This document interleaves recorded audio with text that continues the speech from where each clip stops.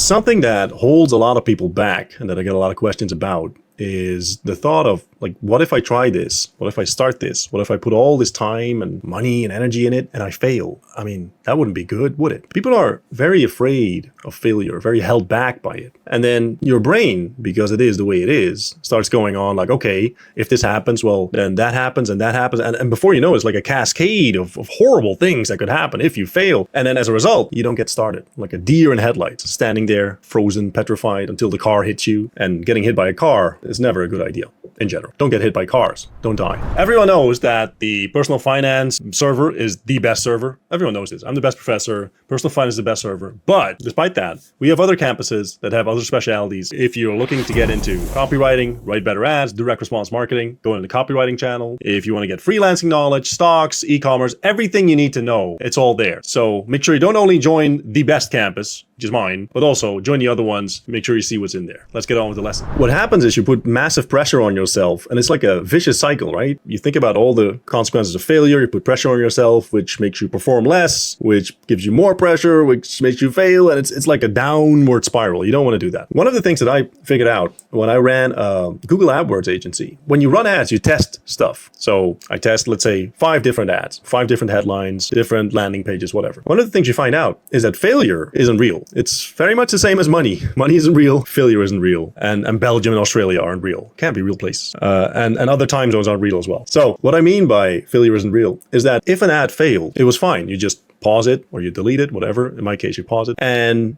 what it gave you was data about what didn't work. Like every inventor ever has the same process, right? Every businessman has the same process as well. Like in life, you either get data about what doesn't work, which helps you forward. Like it actually moves you forward in the direction of success. And then if it's successful, that's awesome. Every failure, so-called, is just data for you knowing, okay, that's not the way. Let me slightly tweak it. Let me slightly change it. Let me see if I find a better or different way to do this. And I move forward. The only way to actually fail is to not do it at all, is to not get started, is to talk yourself out of it. That's real failure. Failure isn't real. It's just data for you on the path to moving forward towards your goals.